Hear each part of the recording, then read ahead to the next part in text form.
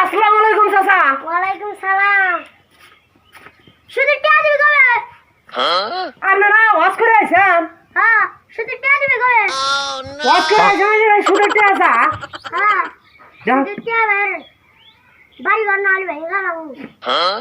শুধু টিয়া বাহারেন মানা আপনি ওয়াজ করে আইছেন না? শোনেন না আপনার থেকে টিয়া বাহার নিয়ে আসি। আমার কাছে হাতে টিয়া পয়সা নাই বুঝছেন, আপনি দিমুনি। ধান খেতে আছে, ধান খেতে সাপ করে খেজা। আচ্ছা কালকে থেকে ছাগল আজকে তো ফোন দেওয়া আছে গা, তো কালকে থেকে আমি সাফ করে দিমুনি।